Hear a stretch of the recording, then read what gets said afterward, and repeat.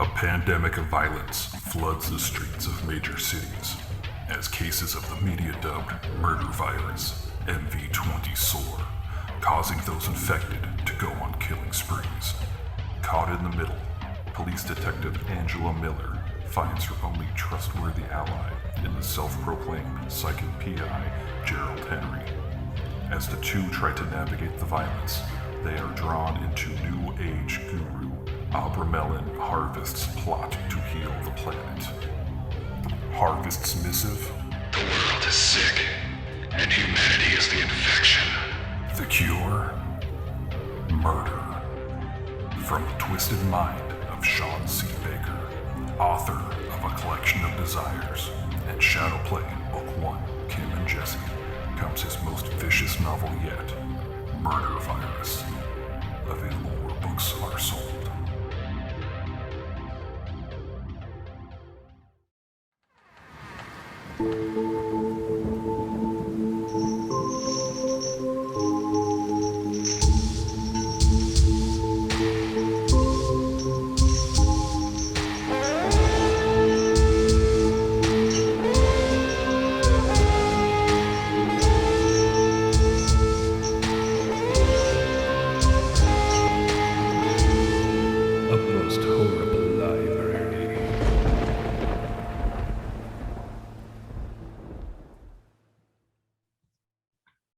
Hello, welcome to A Most Horrible Library live at the Comic Bug, Manhattan Beach. Yeah. I'm Sean Charles Baker. I'm Chris Saunders. And our guest host is Adam Marcus. I was Hey, y'all. going to do the Adam motherfucking Marcus. I love it. Please. Okay, I wasn't sure. I am all good with that. Anything that makes me more like Shaft. Yes. Adam motherfucking Marcus. Boom. Love it. By the way, usually usually I'm always introduced as Adam. Jason goes to hell, Marcus, which I'm like, And then what? And so, motherfucker, I will totally. Adam's secret fucking Santa, Marcus. How about that? Oh yeah. Adam Momentum, Marcus. Look at this. Actually knows my filmography. I still fucking love that movie. Thank you, buddy. Thank you. That opening 10 minutes of Momentum Thank is you, the man. G.I. Joe movie I still have yet to get. I It's love literally like it is. I'm like, how did he get it? He got it. And like the guys that have billions of dollars and make G.I. Joe, they're like, they just, I don't know, whatever. Anyway. Dude, that script was originally called Gravity. And my wife, Deborah, who's in the audience tonight, my wife, Deb, and I, we wrote that film. Writing partner. My writing partner, my producing partner, my life Fabulous partner, actress as well. amazing actress. Closet Land. I mean, come on. She is a genius. The two of us wrote that movie in 1995. It only took till 2015 to get made. Jesus. And That's it was fast for Hollywood sometimes. True that. And it was on the blacklist for over a decade. That script. It was. Are you a communist? No, no, the good blacklist, the blacklist you want to get on, which is the sort of development, the development people in Hollywood. They have this blacklist, which is the list of the best scripts never made. Really? And so we've been on it twice, actually. That and our movie Black Autumn, which is sitting in turnaround at Fox, which is now Disney. So been sitting there for 15 years. Wow. Yeah. So no, Deb and I have scripts at every single studio, just sitting on shelves. Wow. It's that's the life of most Hollywood screenwriters that people have no concept of. Right. It's like you're always working and your IMDb page has 20 things on it. And you're like, yeah, no, we've written 80 movies. I mean, I guess one could argue that, well, you know, it's always what you don't have, right? So it's like, I wrote a couple scripts. I like me and another guy sold a script when I first moved here, and then to a German production company. And I was so excited, you know? Oh yeah. And then You're on your way. 2008 happened. Yeah. And you know, but dude, I made my Val Kilmer movie in 2008. And while we were editing, I had to walk around the studio I was making the movie with for 4 months as I passed our executives every way on their way in and out of the place. Like, great, good stuff. You know, and I'm directing the movie. And at that point, even though I was directing the film and should have been in the room cutting, I was like, no, I have to be on the line. That's it. That's the way it goes. So yeah, 2008 killed a ton of stuff. A ton of stuff. Ton of stuff.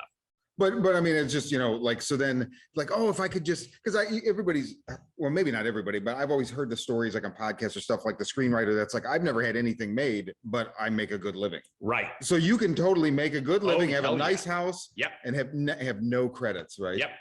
Yep. So that exists. That exists, man. Well, especially in the day and age which we're out of now. I mean, now everybody has a Netflix deal. But it's the day when like every studio would spend, tens of millions of dollars on development every year that they never expected to go anywhere. Right. We've had scripts bought just so that other studios couldn't make the script.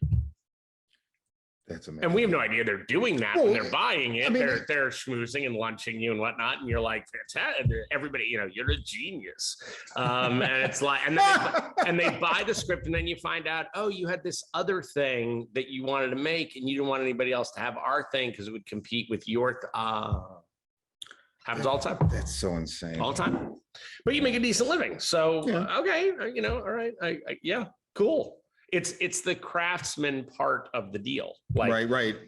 There's a certain amount of it that's just, it's the work. And each project, even if it never gets made, makes you better at what you do.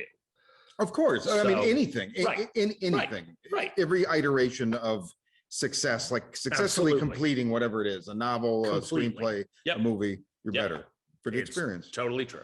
The craftsman. Yeah.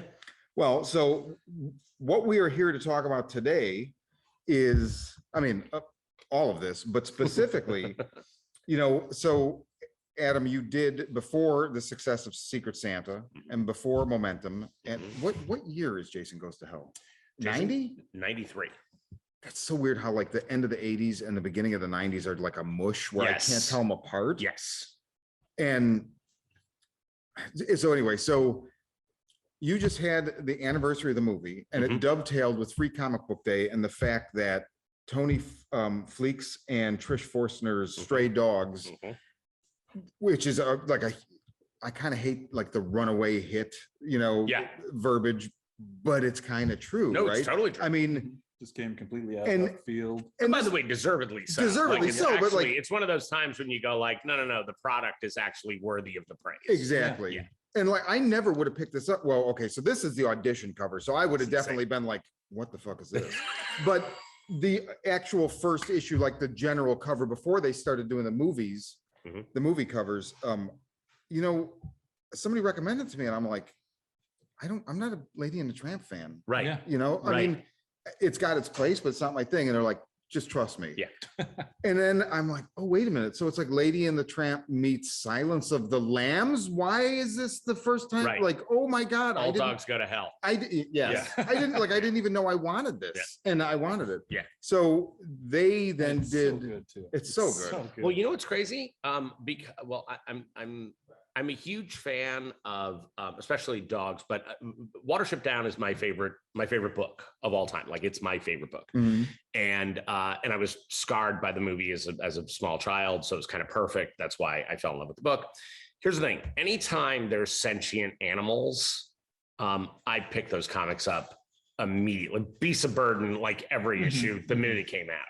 So this was like a magnet. The minute I saw this on the shelf, the first one, without the horror cover, I was like, okay, what's this? What is this about? So I started leafing through it. I'm like, oh, this is so for me. And so I was in love with it from the first second it came out. That's that cool. First Tuesday, I picked up my copy. Who knew I'd have to pick up, 17 others? So Did you get them all? Well, I have every variant. That's cover. awesome. Oh, yeah. And they did so many. So that obviously the audition, there's Francis Ford Coppola's Dracula, the Demons, Is amazing. Oh, dude! As soon as I saw that, I'm like, I Amazing. have to. I think I took the day off work to come in here to make sure I got that cover. But it shows you like how committed to the genre they are. Oh, yeah. That they were like, we're gonna do deep cuts on our tributes, on our covers, and that's what makes it badass. Yeah. Like that's what's extraordinary. Yeah. I'm just, oh man, So good. So and then they did for Free Comic Book Day. They partnered with the Comic Bug, and they did a Jason Goes to Hell cover. And so this all happened where it was like the anniversary screening at Los Feliz 3, right? Was Yeah. For the American Cinema. And that was the weekend of New Comic Book Yeah, Day. that was Friday, and Saturday was New Comic Book Day. So you screen the film for its anniversary, and then the next day this hits, and it becomes this sensation. Yeah. And I mean, it's, you know, and then also I think, so this is now going to be an actual cartoon, I think, Stray Yes. Dogs. And Yeah, I think it's Paramount, right? picked it up. Yep. That's so crazy. Yeah. Yeah. So, and I got to tell you, look, here's what was sort of remarkable about the whole thing. I was already a huge fan of the book. So I came in on a Wednesday for my comics at the Comic Bug, as I always do.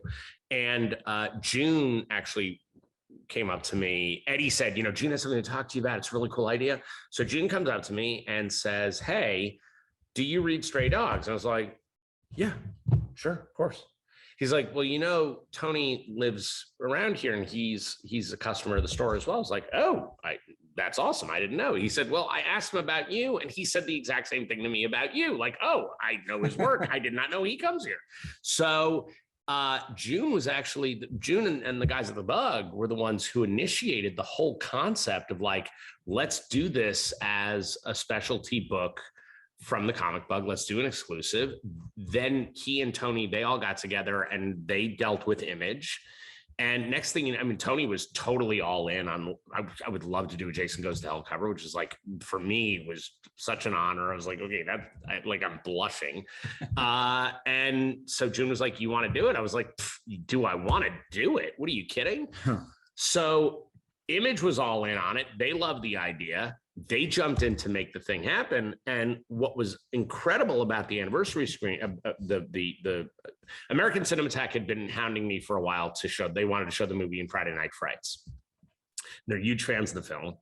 And I was psyched, like, let's do this. So this whole thing kind of all coincided with COVID ending to the restrictions enough that as long as the screening was vax only, they would do the screening.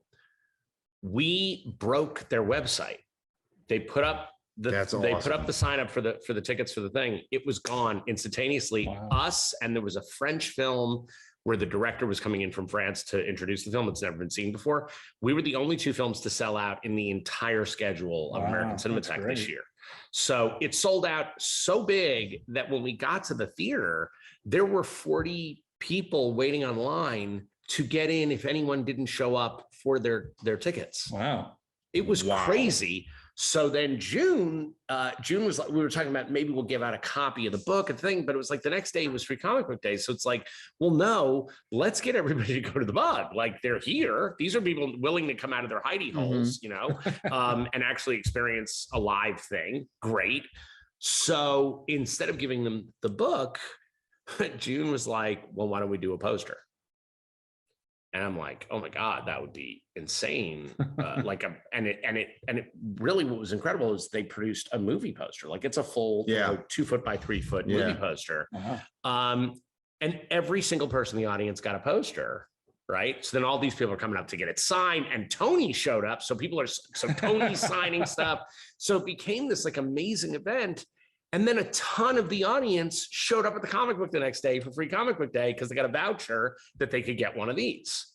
Nice. So here's what was so amazing about it. It was this hardcore horror audience, right? And a lot of times, you know, when you go to Comic-Con, you don't see, it's not a lot of horror, you know? Right. Yeah. Right. Right. The intersection is not quite as conjoined as it should be. Right.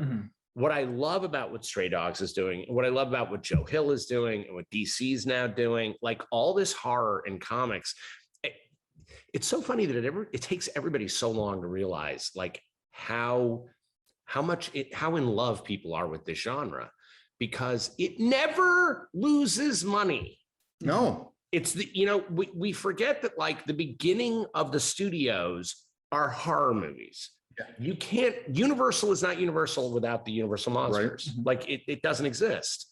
And so there's this amazing intersection that this screening and the comic and the poster, suddenly all of these horror fans, hardcore horror fans. And you gotta know, like, they were so excited to get this poster. It was hilarious. Oh, yeah. They didn't even know they were getting it. Right. They did not come to the screening knowing they were getting something. Mhm. We announced it at the end of the Q&A, and people were like, what? We're getting something? What? And suddenly you've got hundreds of people that are excited about something that they didn't know about the day before. Right. That only intersects with my movie because of the cover, which is amazing, but that they get this whole other story, this whole other world that opens up to them. And then a ton of them show up at the Comic Bug. And it's like, I gotta say, like, the thing I've always loved about, and what I love about what you guys do here, the thing that I love about this place is the culture. Yeah. You know, and that there is this, this sense of community that, again, you know, when June and I started talking about doing more events at the Comic Bug that would have a horror element involved in them, it's like, yeah, man, there's this whole other audience that isn't getting tapped into. Mhm. And honestly, like, superheroes, spandex, beautiful. But I think that there's a certain, like, we've seen all this. We've done superheroes to a point now where they've become what the sitcoms were in the early 80s. Oh, good comparison. Right? Yeah. Like, you know, and they're all good. Like you've got a smorgasbord of like great material. Well, that's the thing. It's like, oh, another great Marvel movie. Right. It's like, I we mean, weren't expecting a bad one because they don't make bad. Well, like, I love when people are like, that one was, you know, Captain Marvel was not Iron Man. I'm like, yeah, but it was still great. Mhm. Well, yeah, I guess, but you know, it's not Iron Man. Well, come on, man. So we are at that place where it's like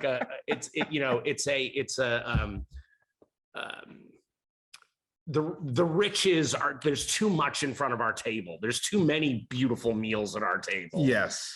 And I actually think that if we can kind of go, hey guys, there's also these other things. Mhm. And like, I'm a guy who lives in the indie section, right? Because that's where so Me much too. of the good writing is. That's where the writing, like, I want to go. And by the way, what's amazing is it's always the indie writers that then graduate to superheroes. So I'm always like, I don't look at superhero stuff for years, and then certain writers come over and they do things where I'm like, oh wait, maybe I'll come back for a while now, you know, and then you get burnt out. But it's, you know, I rarely read characters. I read writers. The way you do it. I learned that 20 years ago. Follow the writer, not the book, Absolutely. not the character. You know, Absolutely. Yeah. Because a bad writer takes your favorite character and just doesn't do it justice, and then you're not enjoying the book anymore. For me, you know, and it was funny because you have some gems over there. But one of my favorites has been Hellblazer. Before it was John Constantine. You have every issue. Correct? I remember I single. posted a photo of all my trades laid out, and you're like, I have every issue. Every issue. Every single. It took me forever to get number 2. For some reason, number 2 was the hardest one to Really? get. Yeah, I had gotten all of them sequentially, but number 2 I had missed. I was in college or something, so I missed that one issue, and it took years for me to find that issue. Wow. That was the tough one. That was one of my favorite ones too. I think that was the introduction of Papa Midnight. Yes, it is. Yeah. Yes, it is. So you know, for me, like, anyone who wrote on Hellblazer, I was like, okay, I'm going to follow that writer. Like, I love the writing on this thing. You know, it's true of Garth Ennis. Like, you know, I mean, now everybody knows Preacher, and it's like, oh, you know, but when Preacher first came out, it was like, wait a minute, what's this about? Yeah. What are they doing? Yeah. Well, and everyone kept, I remember the letters columns, everybody kept saying like, oh, this is from that Blazer storyline. Right. He's like, no, it's No, just no, it's a similar thing, but it's not. Totally different. But I feel like every letters column in Preacher for like the first 3 years, it was about Hellblazer. Yeah, like it's Totally. not that, it's not that. So I think that what's awesome is that now we're talking about this great intersection of comics and horror, and that these two fandoms can live side by side. And I actually think they can actually gain tremendous amounts from each other. So that event really spurred on this idea of why don't we cross these streams? And then we're here. And well, so obviously, and you were on a couple of years ago when Walking Dead ended and we were still doing Drinkable Comics here. You came on so we could eulogize that series, but that series I think really showed the industry like, oh, there, you know, it brought kind of horror back in comics. And I feel like there is a lot of even, so Black Label does it where you get your traditional superheroes, but in these, like, whether it's alt history or alt timeline, and they're more horrific. And then, I mean, I don't know that I'd call Donny Cates' Venom horror, but it's definitely like, it's or adjacent. It's dipping, it's going for that kind of thing, but it's more superhero. But anyway, the idea is, like you said, they are crossing the streams more. Totally. And like DC now has it's called, like, DC horror. DC horror. So there's the Joe Hill Hill House. Yeah, there's his brand, and then there's the horror brand. And then most of the Black Label stuff has been adjacent, at least. Yeah. So I mean, that's one of the things. Horror doesn't lose money. Nope. And also, I think we're well past that point. I feel like in the late 70s and 80s, horror was dismissed because adults didn't understand it at the time, and they just thought it was garbage. And stuff. And so, have you seen the movie Censor yet? Prino Bailey Bond's newest. No. So it's her debut, but it's all about. It's Neve Algar, who's on Raised by Wolves. She plays a woman in the 80s on the British censor board, where her job is to watch films.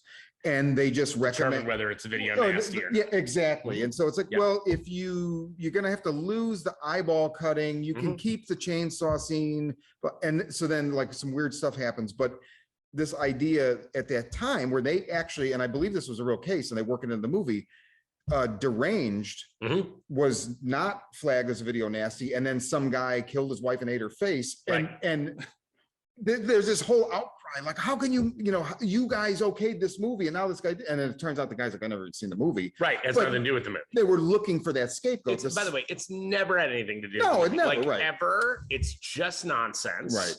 And the truth is that, look, and this is from a lot of years being with horror fans, with, like, the people who love this, their lifeblood.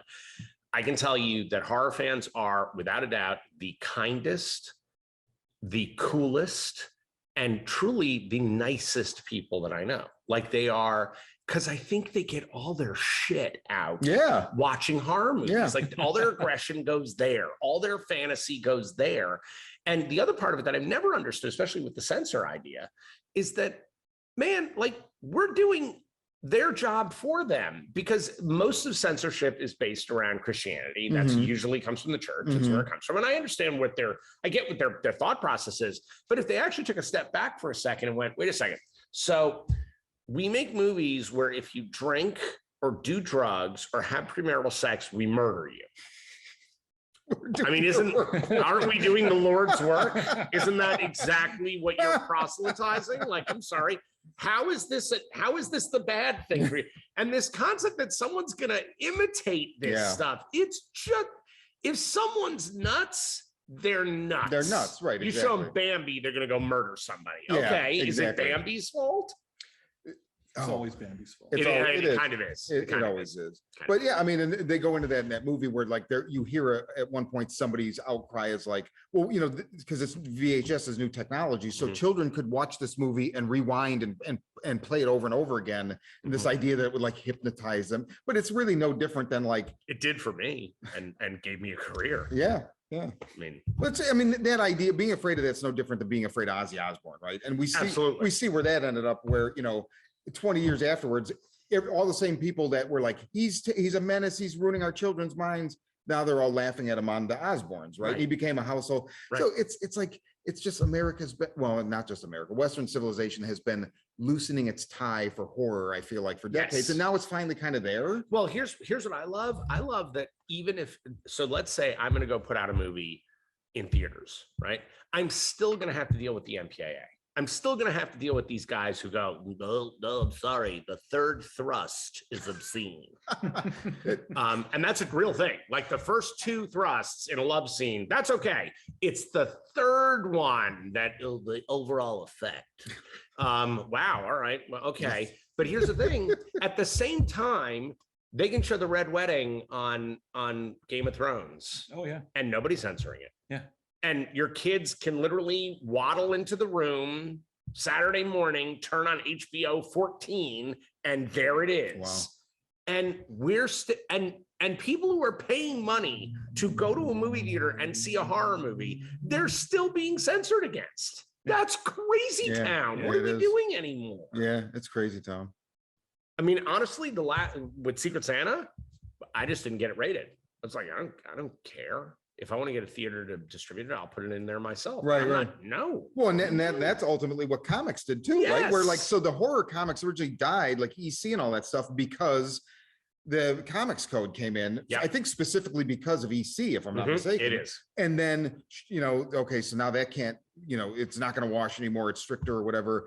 And you go through, decades. And then eventually, was it in like the early 2000s, Marvel's just like, fuck it, no more. Yeah. And then everybody else followed. Well, I don't think Image ever had it. I'm Image sure. did not. And that's why Images, I mean, they're just wonderful. Well, again, they were also they were the first place that seems to be so creator friendly that they were like, no, man, it's your voice. Like, we want your voice out there. We're not interested in the other noise. Yeah. And it shows, right? And by the way, again, look, I understand saying this isn't for kids, right? I don't think I've made one film that's for kids. But I have no problem with somebody saying to me, hey man, we're not going to let kids under a certain age come into this. Cool. Yeah. Cool. Just don't tell me that adults can't see all of this. Yeah. That's all. Exactly. I'm fine. Look, you want to put a parental advisory on something? Great. Yeah. Fine.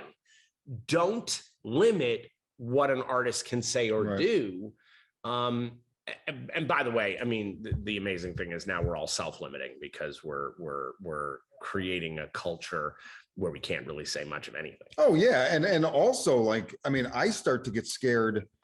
So, last year on Joe Bob Briggs' show, he had a monologue on one of the episodes about how if nobody's owning physical media, the gatekeepers that stream it can make things go away. And it's so funny because I had rewatched that earlier a couple months ago.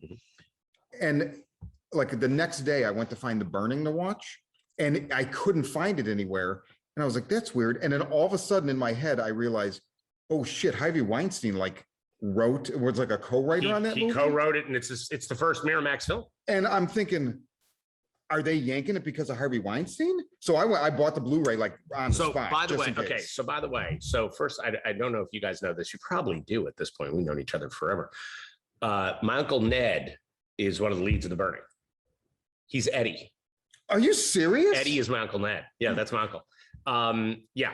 And awesome. The thing about The Burning, so I mean, it's a terrific movie. It's terrific. It's Friday the 13th, but everybody in the movie can act. Yeah. It's really what it is, right? And by the way, it's Friday the 13th, everybody can act, and there's tons of campers in it. Like there's actual children in the movie. So you're like, oh my God, it's a camp. Yeah, like, right. It's sleepaway camp meets Friday the 13th with great actors. Because remember, Holly Hunter, Jason Alexander, Brian Racker, what's wrong with me? Fisher Stevens. Oh yeah, Fisher Stevens. It's a great cast, right? It's an amazing cast of actors. And my Uncle Ned, who's awesome. And by the way, like if you watch any 5 episodes of Law and Order, you'll see him. I think he's played like 67 characters on the show. Wow. And never the same guy twice. Wow. But how many episodes of Monk has he done? Not nearly as many. No, New York truly, like in New York, Dick Wolf is a god because he literally keeps every actor in New York. I've heard that before. He's that guy, and he will use you over and over. And he doesn't care. He's like, no, I want the acting great. I don't care if you're playing. Remember the woman who ran the Squad, the season before she got promoted to captain of the Squad, was a cleaning woman. A year earlier. Oh, wow. So that is literally the way Dick Wolf does it. Anyway, if you watch The Burning now, though, and I recommend like everybody should watch The Burning now because especially with the Harvey Weinstein thing, it is insanely rapey. Oh, yeah. Oh, my God. Yeah. Like every guy in the movie tries to rape someone. Yeah. And I'm like, written by Harvey Weinstein. Yeah, I know, There's a shocker. Like he was giving us evidence, 30 years before. Could you just produced by Bill Cosby? Picture the writing, the writer's room. They're like, Harvey's like, hey, is this spot good for rape? No, just a little bit, Harvey. Okay, how about this spot? It's the same spot, Harvey. Maybe you could just coerce her a little. Why? It's unreal. It's so great. You know, and who knew it was sponsored by Puddin' Pops? So it's weird. The whole thing is Wait, weird. wait a minute, Harvey, you said rape twice. Yeah. Yes. Yes. Is this a Blazing Saddles It is. joke? Mhm. Yeah. Oh my God. But yeah, But you're right about physical media. You're really right. I mean, that's fucking scary. It's so scary. It's so scary. And that is a product of, like you said, it's like I mean, hopefully it will pass. Who knows? But Yeah, I think so. I think we're getting to a critical mass with it at this point. I think so too. But it look, horror depend. And by the way, I think horror is one of the only places where you can get away with more. Mm-hmm. You can be more outrageous because look, I mean, even, and you guys know with my last film with Secret Santa, the movie, when I would present it at theaters, when I would go to festivals, and we were at festivals all over the world, I would say the same thing at every festival, and I meant it, which is, if this entire room is not offended by the end of the movie, I didn't do my job. That's awesome. Like, I want to offend everyone. That's what look at, and I always bring my whole career back to the defining image of Night of the Living Dead. What George Romero did in that movie, and it's the trick that all great horror filmmakers do. It's not a movie about zombies. Yeah, that's the plot. Who cares? Right. He made a movie about the Vietnam conflict. Yep. And then suddenly it turns into this civil rights movie at the end of the movie, where you're like, the last 2 minutes over the credits, again, pre-Marvel, where the credits was an entire new story being told of Ben his dead body being dragged out onto that pyre. Man, like, I'm sorry, show me. Look, Coming Home is a great movie. Coming Home did not do what that did. Like, what he's saying in that film is so extraordinary. And by the way, that's why we have The Walking Dead. Yeah, right, exactly. I mean, it's just the child of, of George Romero. Which, I mean, Kirkman said that early on. Absolutely. Like, it's just a and God bless him. And by the way, he also went like, this is the smartest thing, is taking what worked so well and then reviving it that way. So we have a surprise guest here. Turn the speaker on. There you go. Love it. Hello, Tony. Hey, gang. Hey. How are you? I'm good. You got a fancy backdrop and everything? Courtesy really of the comic book, yeah. Really, yeah. So you did another show today, yes? I retweet. They released a show. I did it the other day. Geeks Unleashed. Oh, cool. Yeah. So, well, I'm Sean. We've never met. Good to meet you. This is Chris. You know Adam. And nice to meet you. We've been singing your praises, Tony. Oh, thank you. Absolutely, brother. So, talk to us a little bit about Stray Dogs. Man, first of all, it's just so awesome. Oh, thank you. But like, tell us, how did you come up with it? I work on My Little Pony for like 10 years. So I have this background of just doing animal comics, and about 2 or 3 years into it, I started thinking of, when I would have new ideas, I would think of them in terms of like, well, what if this was with an animal instead of with people? And so I was watching a TV show. I was watching Bates Motel, and young Norman Bates did not have a puppy, and I left the room, and when I came back, he had a puppy. And I was just like, where did that puppy come from? And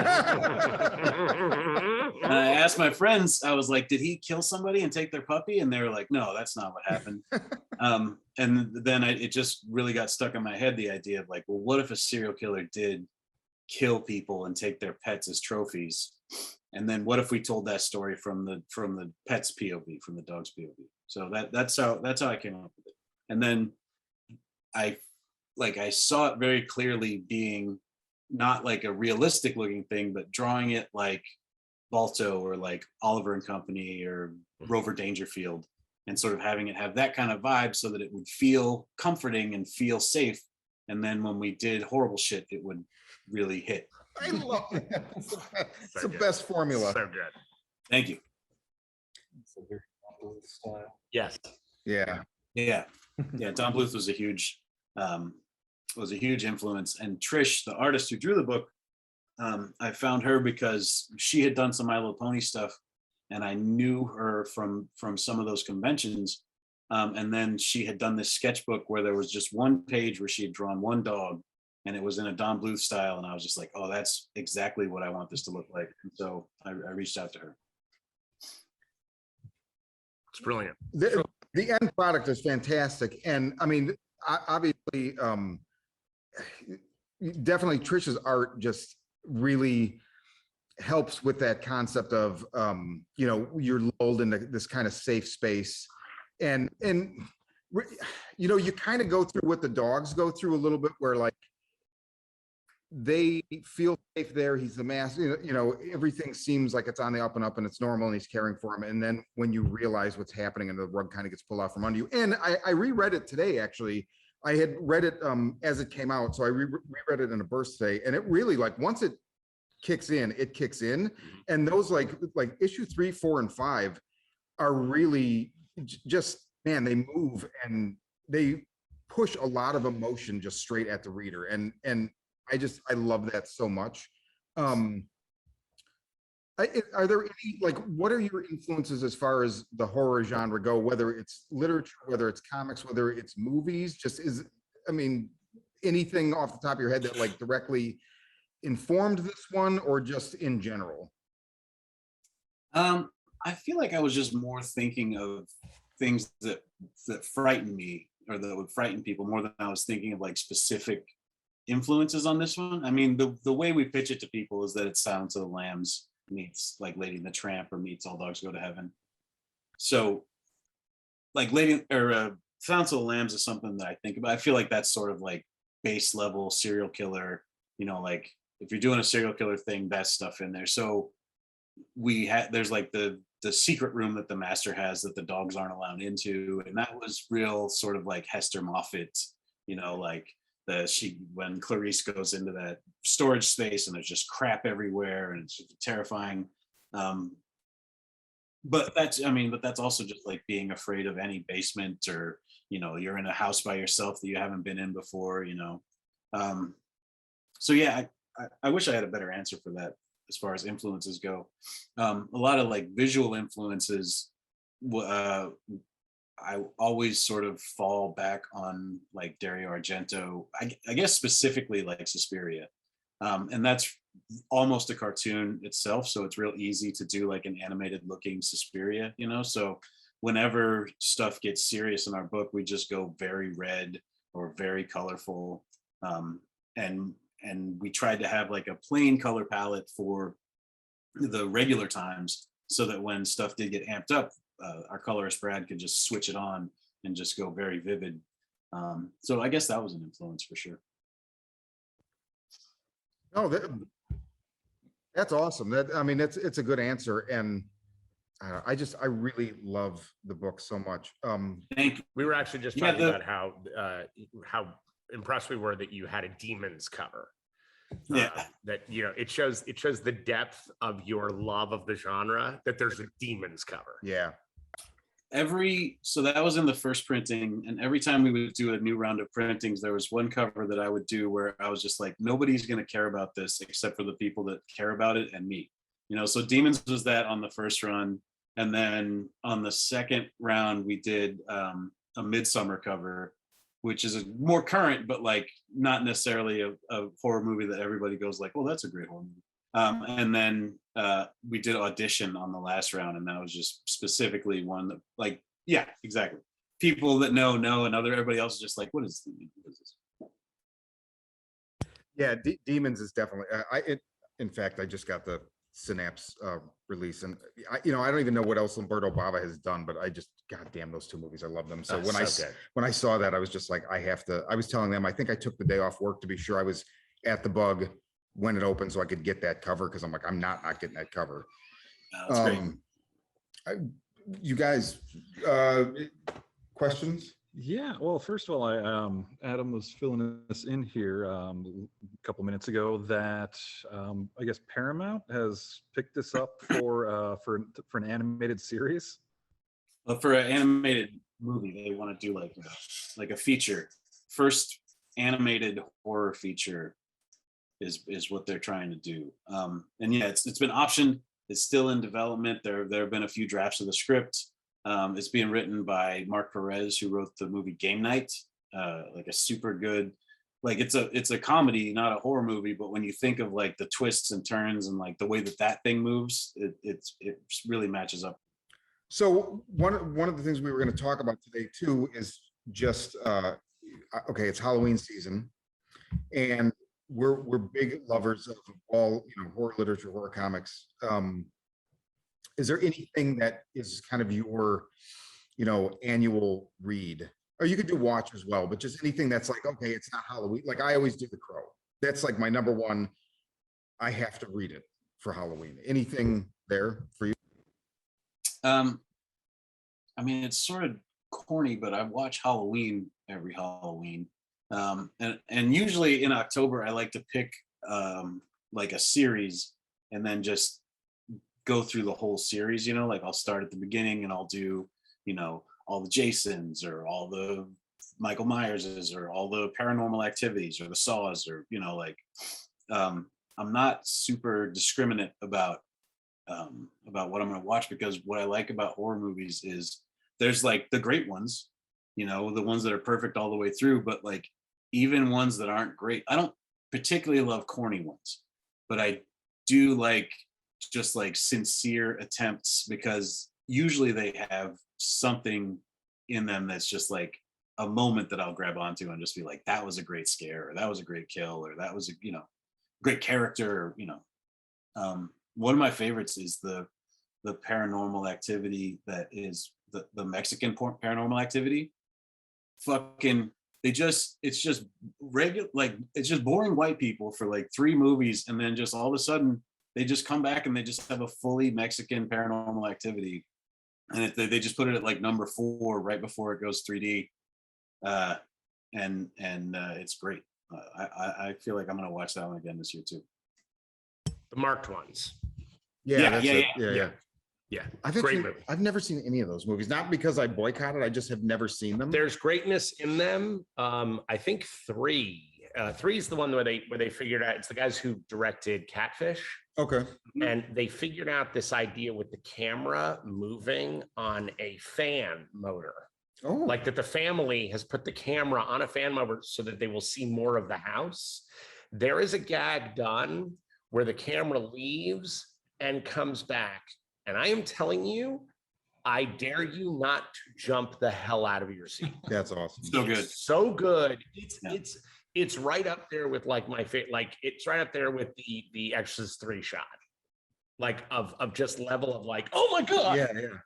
It's extraordinary. So there's greatness in those movies. It's very easy to dismiss them. There's other series that I think are much easier dismissed, but that series has some great stuff in it. And you're right, the marked ones is fantastic. It's just a fantastic movie. Yeah, I like the jump scares in horror movies like that. I like the curl up completely uncomfortable where you feel like your guts are gonna fall out, or you're just like, ugh. Like that's what The Exorcist does to me. That's what Audition does to me for sure. And I don't even think it's definitely not a horror movie, but who's the guy that did Huckabees? David O. Russell, brother.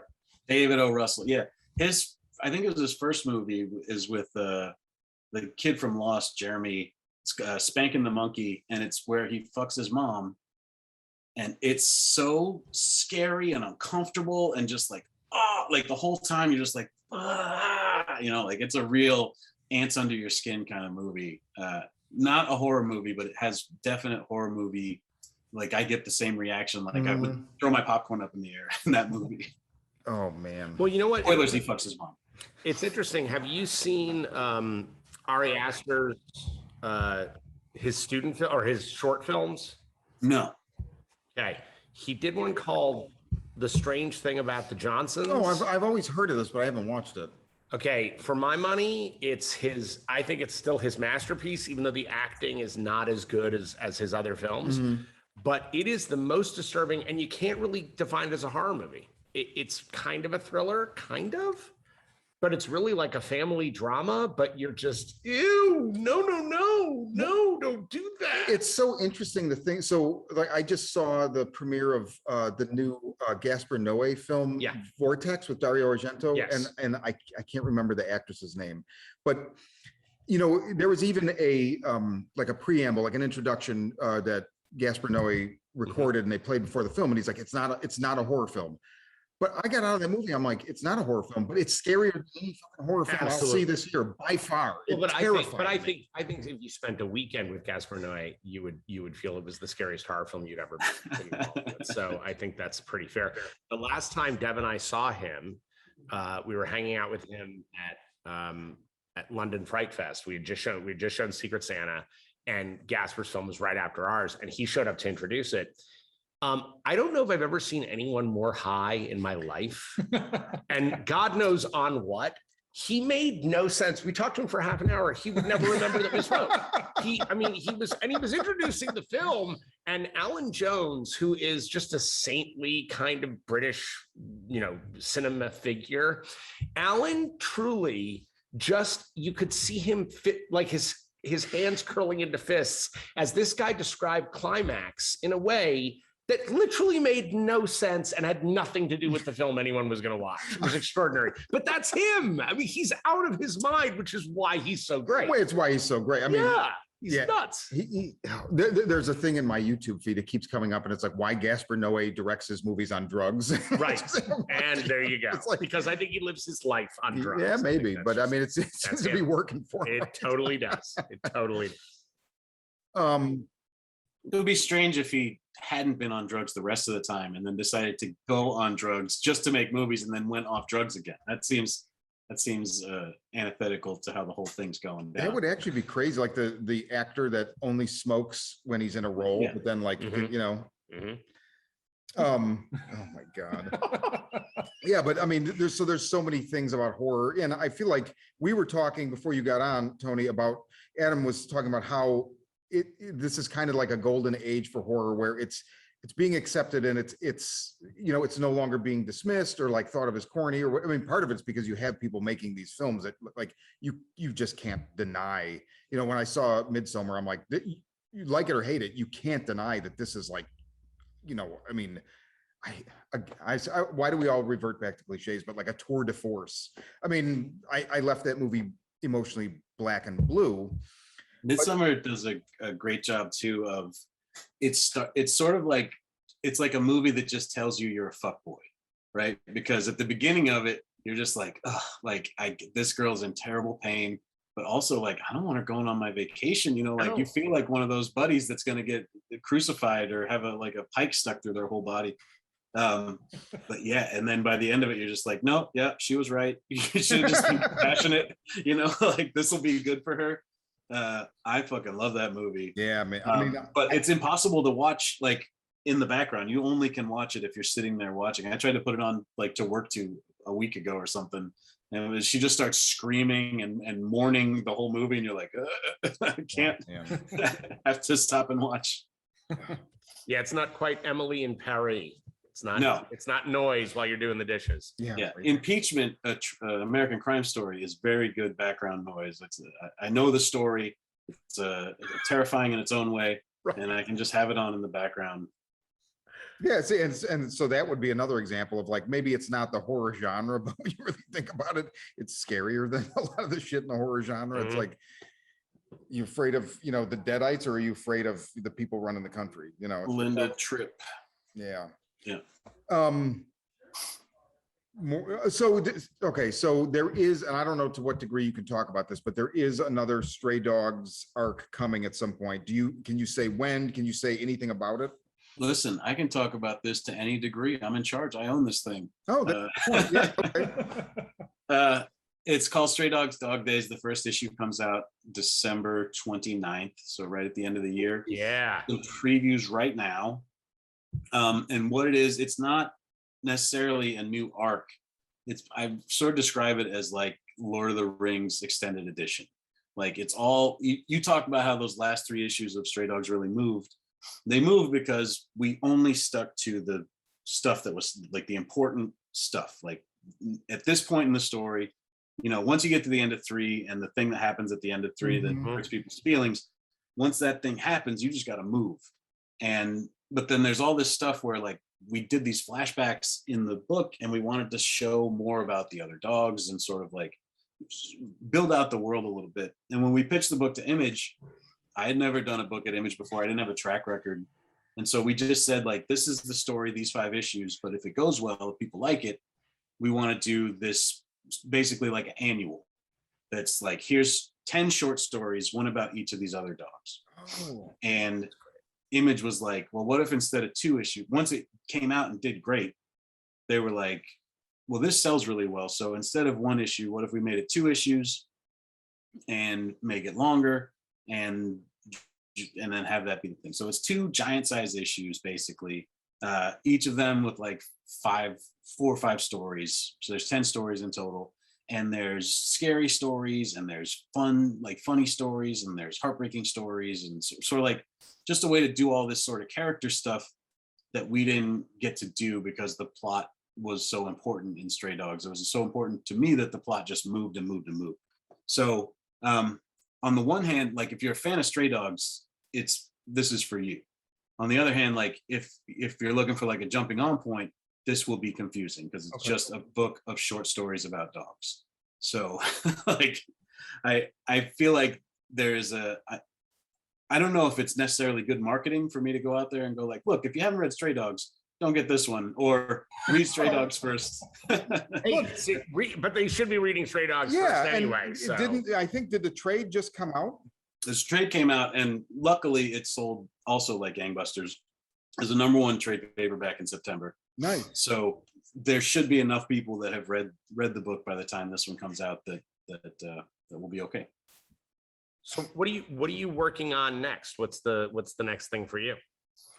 So I have an action animal thing that's going to be an Image book, and then I have a superhero. I'm doing a book with Tim Seeley. We were just talking about today.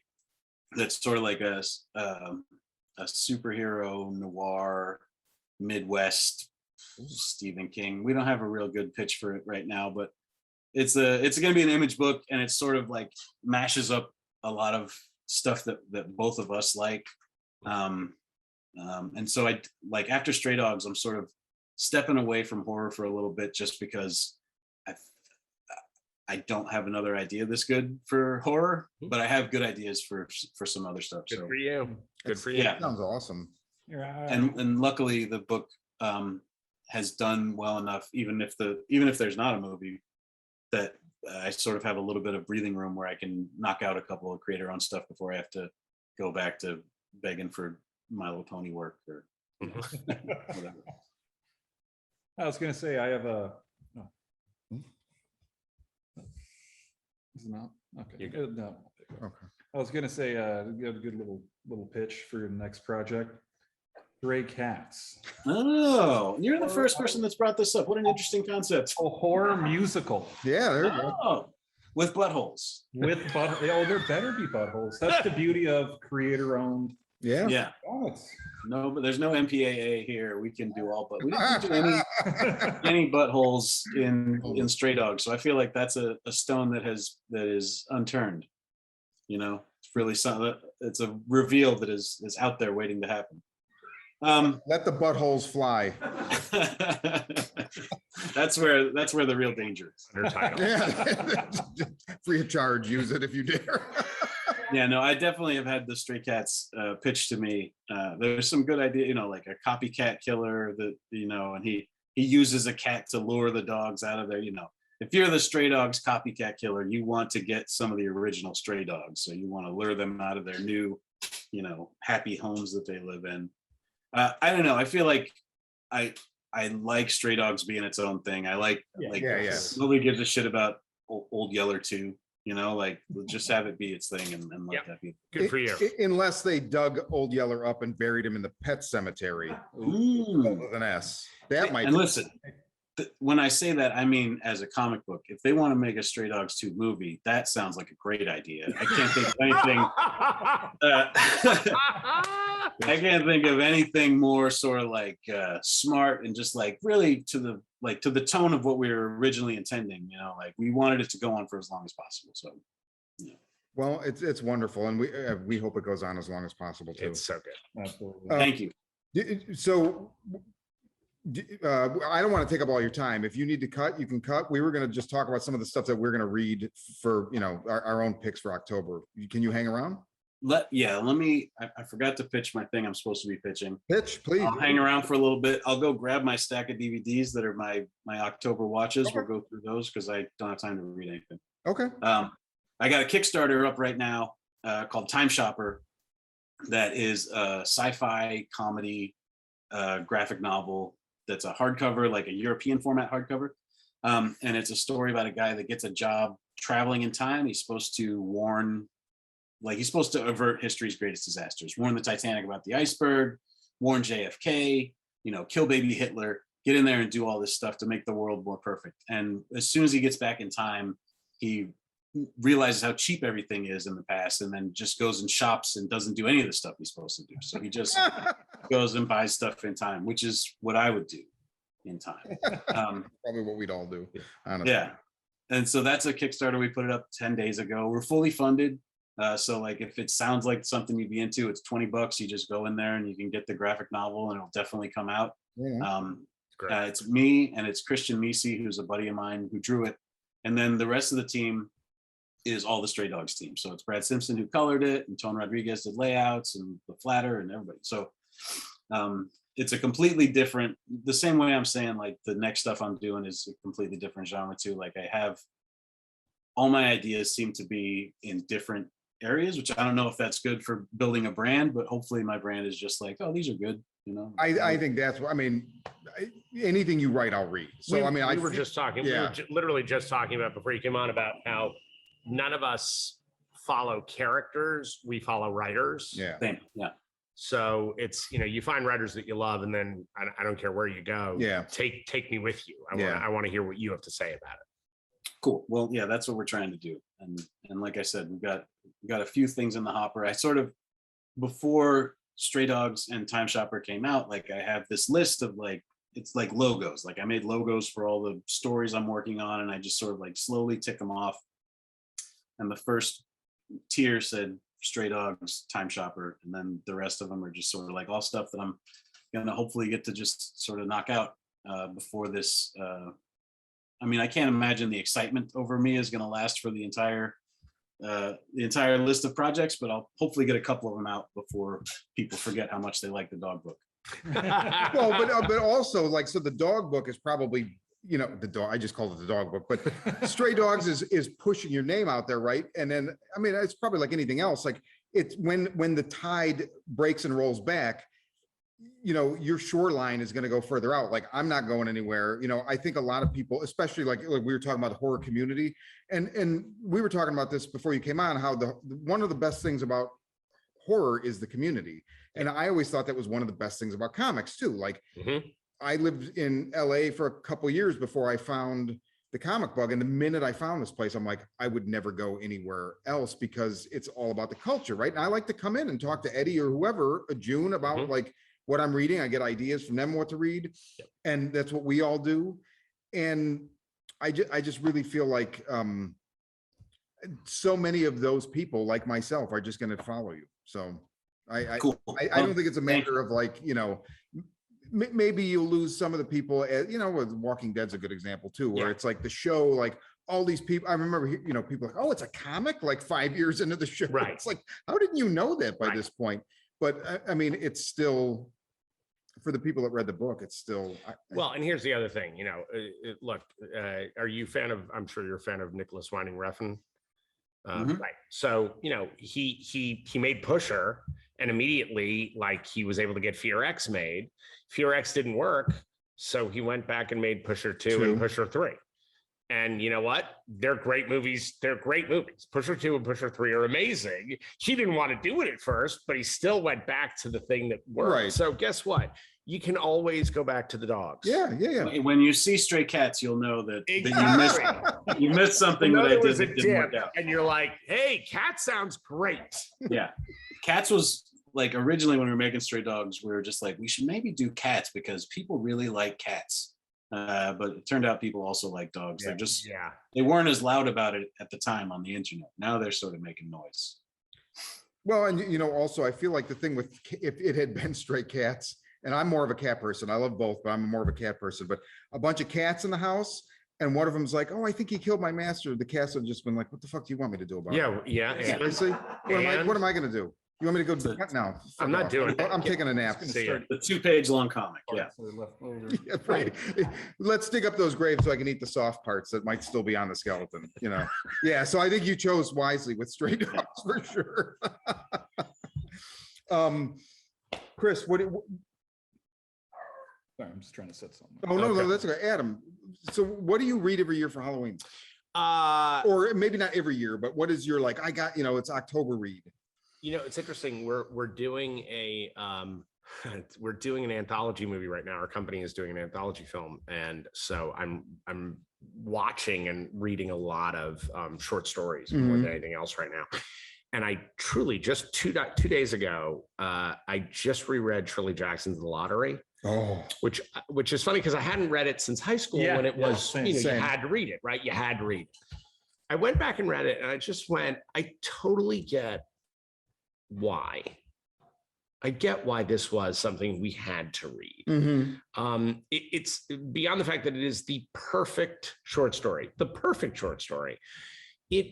It's never left my skin. Like it's still wedged in there real tight. And a book that I told you about Harvest Home. It's fantastic. For me, like you see directly how Harvest Home came off of The Lottery. It's It's a direct line. I would have never thought about that. Absolutely. Direct line. So I just read that, and I will tell you, I tend to always read The Exorcist. That's almost a yearly read. That's cool. Because it is, while I love the movie, I adore the movie. There are things in the movie that are that still stick out as like when she goes, "We must have rats." And you're like, those are elephantine rats. I mean, that something's moving furniture in the attic. It's not a rat. Right. In the book, the dread of that is so overwhelming and extraordinary. And I remember as a child, my grandmother had a copy of it in her library. And I remember having to rush past that part of the library real quick because if I saw the cover, I knew I'd be terrified for the rest of the night. That's amazing. So yeah. That's pretty amazing. So that's a go-to for me. Nice. Yeah. What about you, Chris? Let's see, I did bring a couple things with me. So I think, the button's stuck on that. Oh, damn buttons. Yeah. Wow. So I think the number one of like my little go-to reads, I think is Lock and Key. that guy right there. Lock and Key So good. by Joe Hill. I think at this point, most people are familiar with both Joe and Lock and Key. Yeah. Thanks in part to Netflix doing their rendition of it, which I have my issues with that. But I do too. I'm just very happy that there is something. Yes. Yes. So for people who haven't read Lock and Key, I highly suggest that you do it. Even if you've seen the Netflix series, you've like seen the show. absolutely. Yeah. I feel read like the book. especially if you've seen the Netflix series. Yes. Especially, Yes. yeah. So Lock and Key came out in I think 2008 originally. Written by Joe Hill, Gabriel Rodriguez. Who does the art is just It's unbelievable. insane. Unbelievable. Insane. He is he's one of my favorite artists working today. Totally agree with you. You know, I follow him on Instagram, and he likes to post a lot of progress. Oh, that's cool. Pictures, just showing just the same panel, just every couple of days it'll update with, okay, now here's beautiful. ink, now here's more detail in that ink, now here's this, and just every single one, just you can really see the love that he puts into every single panel that he does. I don't think I need to do the whole synopsis on what Lock and Key is. Yeah, there's a house and it's been in a family for generations, and inside the house there's keys that can do things like pull your soul out of your body, make you a different gender, make your face look different. You can control shadows. There you go. That's it's so funny because it's an insanely complicated book made so easy by the idea of there are these keys. Yeah, right. And the keys do shit. Right. There you go. Yeah. But then when you get into so now where we are too, where it's kind of gone since we've had, you know, the limited series of, I kept calling it Pale Pantaloons the other day. Pale Battalions, and then now the Sandman crossover. You're getting, they're further expanding on the history of this. And like, you know, when I read the series, and him and our friend John were after me for years, and I kept starting it and stopping it, starting and stopping it. And I finally read it all like 2 years ago. And I really like the beginning, but when you get into the shit about what, you know, these things coming through that door, and then they're turning into the metal that is then made into the key. Yeah. And none of this is spoilers, really. No, I know. But I mean, that's where I was really like, oh my God. So now I see like the macro picture of what's going on. And I was way more invested. Not that I didn't love the characters, but just something about that whole concept I just found, it was just amazing. I also think the book, like the best books, is not afraid of making giant earth-changing choices throughout, where you're killing people off and going, no, this is a comic book. They didn't did they just kill? Wait a minute, what? Yeah. And I think that, I mean, it's sort of issue 100 of The Walking Dead, where I sat in my car. My wife was driving because I had to read that issue immediately. I read it and I just and I was like, no, wait, what? And Deb was like, you okay? I was like, I don't know if I'm okay. Like, I actually don't know if I'm all right now. And I couldn't read, like, I bought the other issues and I couldn't read it for like months. Wow. I wouldn't read the book. I collected the issues, but I can't. For a lot of people who don't know, and it's not a spoiler anymore at this point, it's happened in the show. It happened 6, 7, 8 years ago in the book. That's issue 100 is the one where Negan famously clobbered Glenn Murders Glenn, popped his eyeball right out. You know what's fun, if you have all the single issues, if you go back to, I think maybe 102, 103 maybe, and you go back to the letter hacks in the back. Yes, there's a letter in there from why am I blanking on his name now, the actor who played Glenn. Stephen Young. Amazing. Where he wrote in, and it's just like, you know, like, thanks. Thanks, dude. That's awesome. Well chosen. Yeah. However, Greg Nicotero has been a friend since we did Jason Goes to Hell together. And so I know a lot about that set. And a lot of times the actors are okay getting killed on that show. Sure.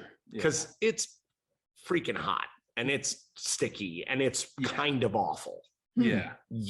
So there are a lot of those people who are like, in hey, Atlanta, man. they know. Well, and not only that, they can go on the convention circuit and make way more money than they were making on the show. So it's like, I'm all right. I'm gonna go do some other stuff. I mean, Stephen Yoon he's what a career this guy has. Definitely. You know, he's like, it's okay if Negan kills me. I'm cool. I got some other stuff I'm gonna go do. So it's not the worst out. Yeah. I mean, but at the time too, I think that was like right when the second season of the show was just starting. Yeah, it was really early on. Yeah. And they kept trying to fake us out on the show that it wasn't going to happen that way. Oh yeah. I had stopped watching by that point, but my girlfriend Kirsten was watching it. I watched that episode with her because I wanted to see, and they do that fake out with the other character. Yeah. And by the way, it's literally what made my wife stop watching. A lot of people. That was it. She's like, I'm out. Too. I'm done. Like, I've had enough. I'm good. And I get it. Yeah. You know. Yeah. I mean, that's kind of Kirkman's MO too. Yes, it is. Yeah, totally. Yes, it is. Yeah, he's the George Martin of the comic world. Exactly. Yeah. There's a sadistic streak there. Yeah. It's a little bit, and that's fun, you know. Yeah, it's great. You know, it keeps you on your toes. I don't disagree. Look, you know, I grew up. I grew up in a house that Wes Craven was always in, and so he was Uncle Les. And the thing about that opening scene in Scream, it changed horror movies forever. Like that Scream changed everything because because and all of us were like, dude, really? You got to give away every damn trick? You really want to X-ray the whole goddamn genre? It's sort of like when cell phones showed up, we're like, well, that sucks. Like now we're all just screwed. Like nothing, because you can all say, call the police. Mm-hmm. Well, I can't get a signal. And the whole audience groans en masse. Mhm. But what he did in that first 8 minutes of Scream, which for me is one of the greatest short films ever made, that opening, Mm-hmm. the movie is screwed after that. Like there's nothing as good as that first 8 minutes, because he took the biggest movie star in the movie and he murdered her so tremendously. Yeah. I mean, she's just murdered. Yeah. And you're like, wow, I really give a shit about Steve Ulrich. Is that I'm Skeet Ulrich. Am I really going to be like that upset if, I always wondered, is that short for Skeeter? I don't know. Maybe. No, I mean, you're Skeethan. Skeethan. That's it. Skeethan. Yeah, man. Wow. And really, it's just, I had never even thought of Scream before like this, but I heard somebody say recently, like, oh, it's basically Hitchcock did it too with Janet Leigh, right? Where it's like Psycho. Everybody just assumed that was the star of the movie. Absolutely. And it's like, oh shit. But Hitch had to have at least, it's almost half the movie with Janet Leigh. And then That's a good point. everybody's Yeah, always like, it's only like 20 minutes. I'm like, no. Yeah. It's half the movie.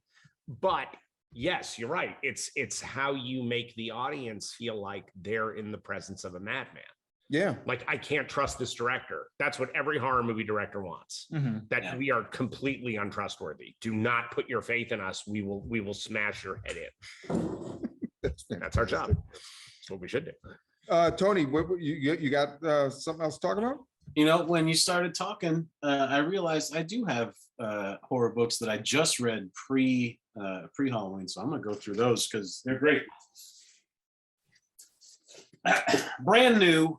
It was a Kickstarter, and it came to comic stores before it was done being a Kickstarter. Oh yeah, I think everybody here has read that it's book. so good.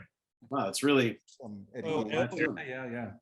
Your It's the filter. it's the Eric Powell Ed Gein comic. Did you hear what Eddie Gein done? And it's fucking great. I hope that Eric Powell, and this guy Harold Schechter, who's a true crime writer, I hope they just do a comic every year. Like I would love it if they just decided to do a true crime comic every year.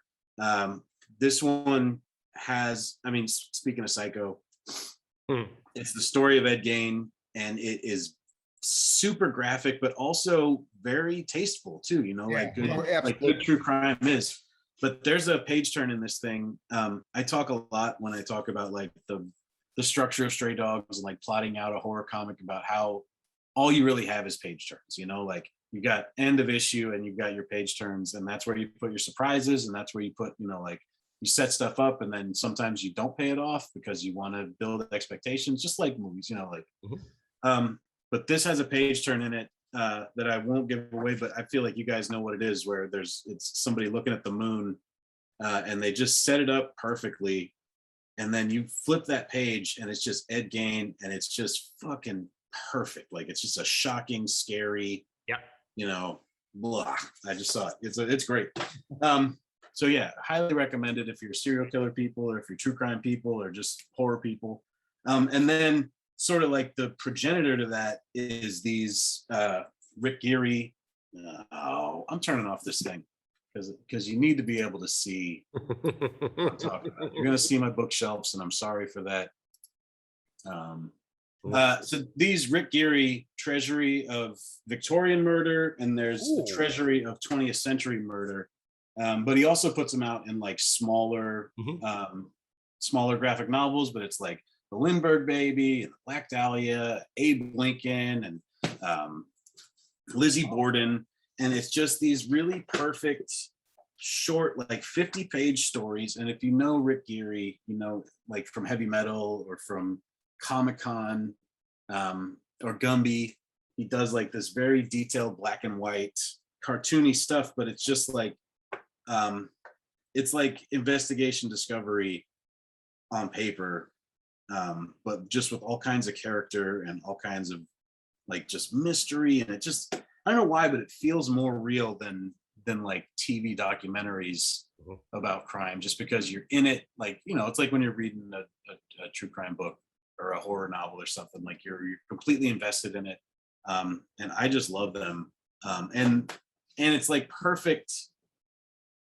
It seems disrespectful to say bathroom reading, but you know, like you can pick it up and do 50 pages. You don't want to do 50 pages in the bathroom, you know, like start in the bathroom and then go somewhere else. But like, they're just super digestible chunks of comics. And they're, you know, and they're murder comics. They're great. And the other one that I don't have sitting right here is the Green River Killer. But as far as like true crime, horror comics, like Green River Killer, the new Ed Gein one, and the Rick Geary books are what I always tell everybody. My Friend Dahmer too, but I feel like that's a whole different thing because it's so personal, you know? Yeah. I'm curious, and I put this to you guys as well. Have you read, Tony, I'm blanking on the creator's name right now, Red Room? Discord? Yeah, there you go. Oh my God. Like, I don't know. There's something about black and white and gruesome murder that it's weird, because I like generally can't do serial killer stuff. Like even Seven and Silence of the Lambs, which I recognize as amazing movies, I just don't go there that often because I need a little bit of. It feels too real. It's too real. It's too real, and like it disturbs me. Even like, oh man, I don't know, but something about Ed Piskor's Red Room, and I feel like it should be the ultimate disturbing vehicle for those stories, because it's all about, you know, the dark web, Bitcoin, all the anonymous ways in which we could be, not we, but like as a society that could be happening right now. But then there's something almost, you know, Harry Crumb about it. And so it like offsets it. And I think the black and white also helps with that. Robert Crumb. Man, it's oh God, it's a great book, and it's brutal, but it's, I don't know, I don't even know, like you're right about the Ed Gein book, it's tasteful. I don't know that I think Red Room is tasteful. Not no, it's not tasteful. But like, and the point, that's not an insult. Like, I don't think Ed Piskor wants it to be tasteful. No, that's not. I mean, even the cover art tells you exactly. Beware. Yeah, but that is definitely one. I have a hard time recommending it to people unless I know that you have a certain pedigree. Without a doubt. Look, it's sort of like you can say Irreversible is an amazing movie. It's a masterpiece. Yeah. Don't watch it. Yeah, I always tell people don't ever just. Don't it's sort of like it's Sallow goes into the same place. Like, yeah, it's art. You don't need it. You don't need it in your head. Like, unless you're that person, you don't need to ever see this. Agreed. I like Red Room's intention, although I feel like, I mean, it's hostile, right? Yeah, but it's good. I'm sorry. I'm sorry. I have such a problem with it. For real? Yeah, I don't. I like the first one. I went opening day. Everybody that was supposed to go with me bailed on me. I went by myself. I watched it, and the only thing in the movie that like literally affected me in any way was the roving packs of like feral children. Other than that, I was so upset with it. But anyway, I'm sorry. I mean, it's a made movie. It's well-made craftsmanship. Wait, here's the thing. And I'll put this to you, and I don't know, Tony, if you feel this way or not, but here's the thing. What I love about that movie, and by the way, I'm not an Eli Roth guy. Okay, so let's start there.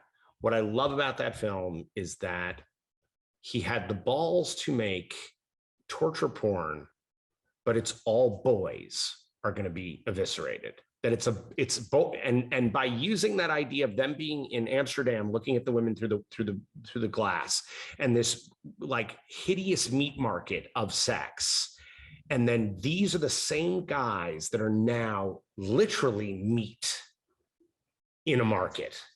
That to me, I was like, I sat in the theater and I was like, I can't believe it, but wow, slow clap for you, dude. The second movie, he betrayed all of it. Right, because then it's women, right? All of it. I was like, no, you did something brilliant and now you're pissing on it. Like, and again, I went, well, okay, I got this filmmaker, gotcha. But he had a moment of genius that I think got recognized for whether it got recognized or not. I think it landed on people. This is really subversive. What you're doing is really subversive and really dangerous.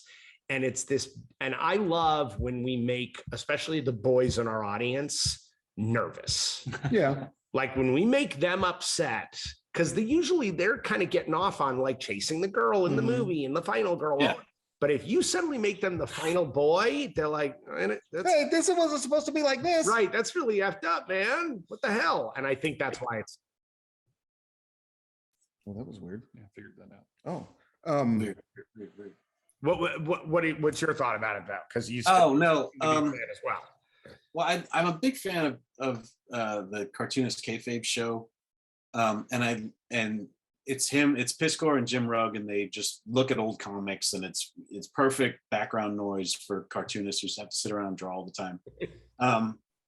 But my issue with his work is that and you see it in the show, his reading of comics stops at like 1995 or so, right? And then he gets into like independent comics and like underground stuff.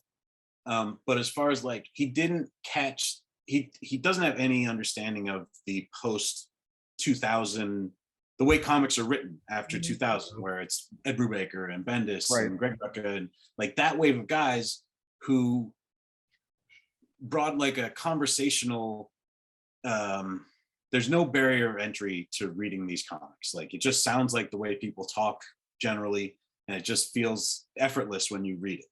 And I feel like Piscor's work is still sort of in that Claremont, Stanley, where it's just like, hello, dear reader, here's a, and it's sort of, it feels like of a time or of a place, and it's sort of, and also, I mean, his work is sort of like you said, Robert Crummy, and I think he's doing like a EC Comics take as well. So it's sort of, it all feels vintage or retro in a way that I don't know if that has anything to do with the Bitcoin and internet hostile of it all. Like it feels like it's a bunch of different things that I don't know how they fit together. Okay. I don't know. That's my take on it. That's it. And I don't feel like I don't think he'll ever know about it, but as somebody who's making horror comics at the same time as him, I feel like it's probably not my place to be like, I don't like this. But he thinks I'm a jobber for making work for hire comics, so he can kiss my nuts anyway. Oh my God. Love that. Yeah.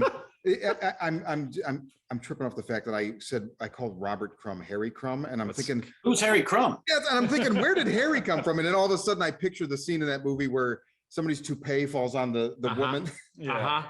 Okay. I Anyway. just see him. Yeah, against the glass. That's all I see. Okay, so did you have more? Well, I just got my stack of like, this is the shit that I'm going to try and work through this Halloween season, and we'll see. I usually get through like 5-10 of them. But Twisted Nerve with Haley Mills. Oh, I've not seen it. So I have not seen it either. I just picked it up because I heard an interview with Haley Mills, and I realized how attached I am to Haley Mills. Like I was raised on Parent Trap, Pollyanna, and this is where the whistling from Kill Bill comes from, I think, also. But it's directed by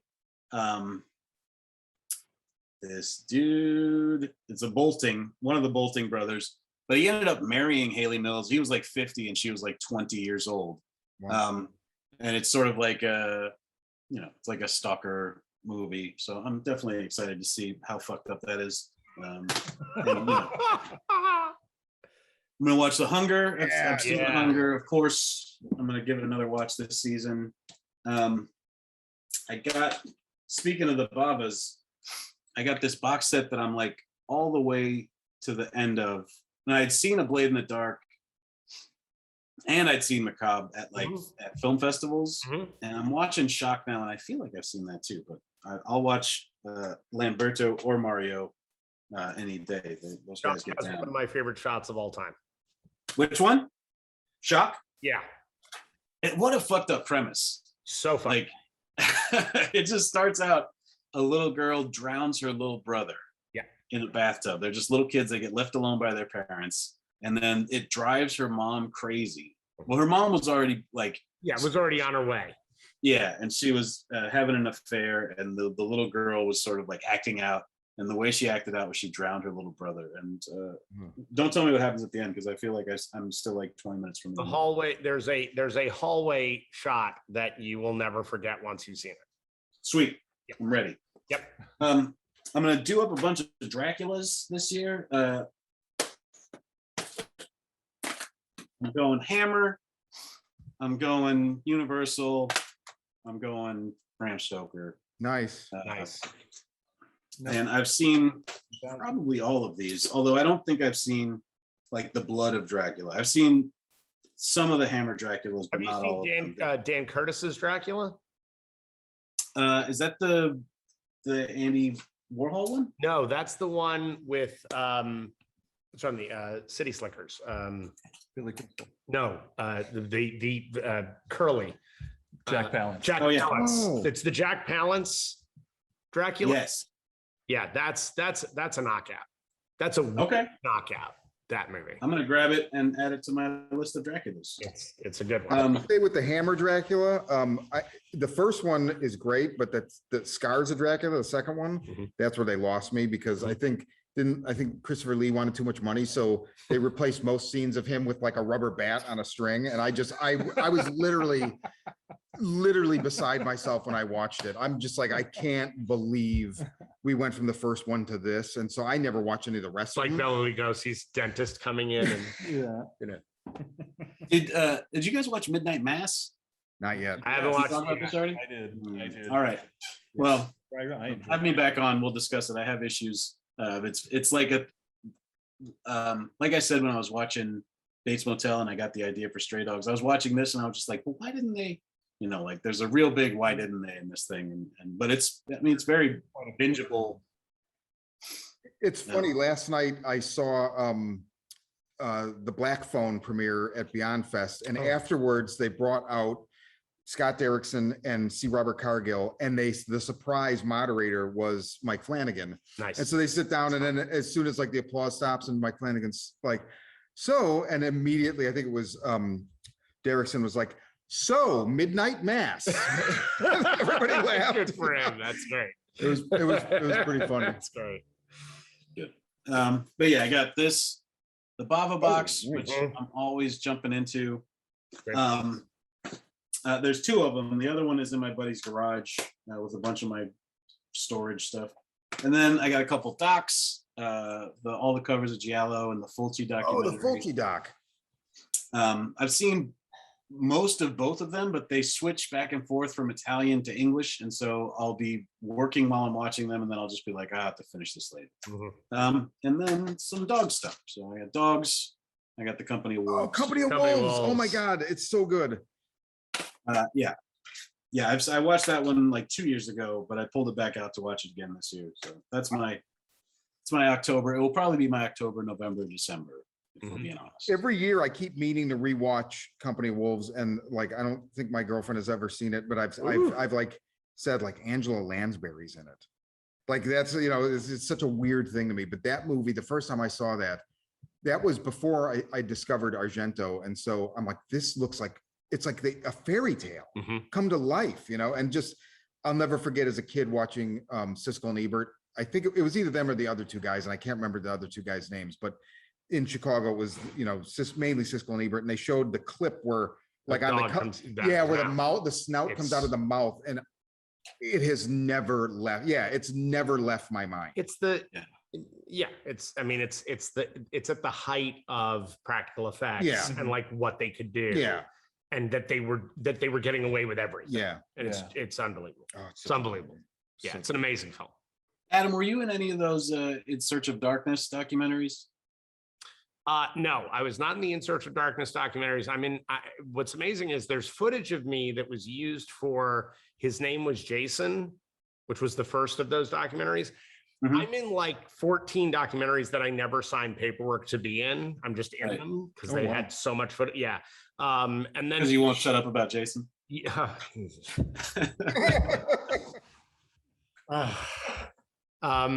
It's but recently I've been in a bunch of docs that are all kind of coming out now. Well, and then you've got the and then Heart of Darkness, the making of the Final Friday.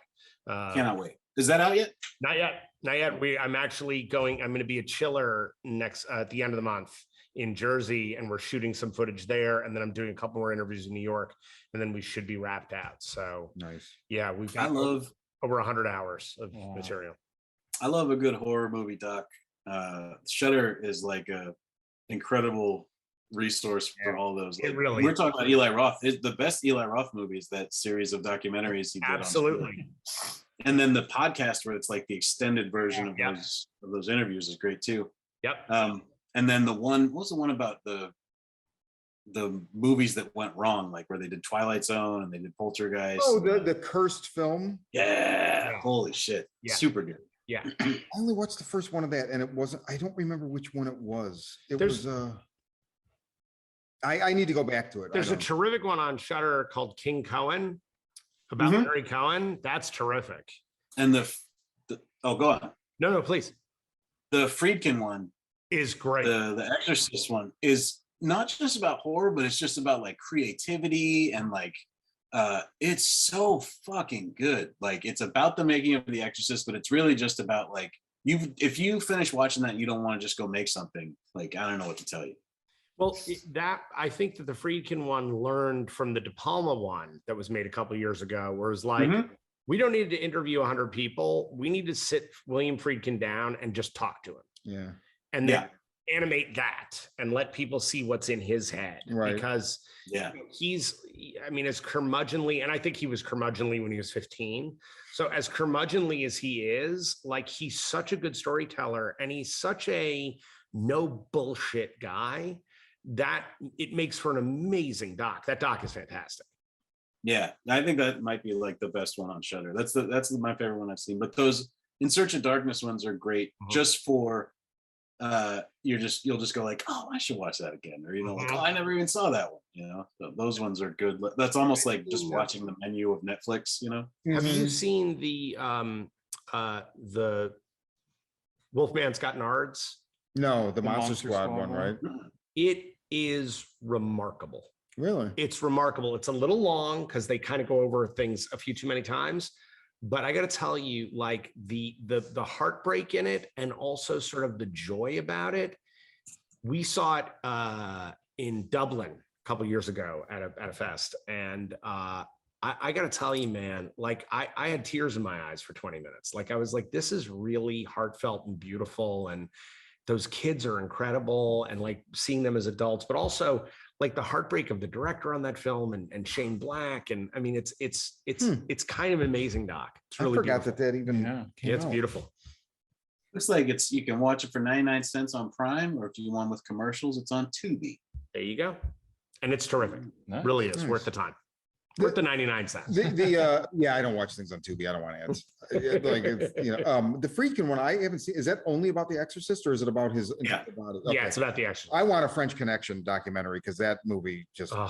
I mean, I would. By the way, there's another one. There's a movie that isn't a horror movie, but feels like a horror movie. And there's some tension. The sense of dread is so, and the music is so like.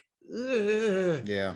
That and also Marathon Man in that same period. Oh, Marathon Man's one of my all-time favorite That's a movies, good flick. and it's one of my favorite books. I'm a Goldman. I have literally rules of Goldman over my desk that are just his 5 rules of like how you do this. Oh, nice. And I live my life by those rules. And that film is so unnerving. It's such a like all of the flashback stuff about their father that you never really see everything, but you just get this sense of what happened to their dad. What did he do? It's just phenomenal movie and plays like a horror movie, even though it's a straight through. Right. Well, I mean, the restraint, right? Yeah. That always. Yeah. It's really funny that you said that.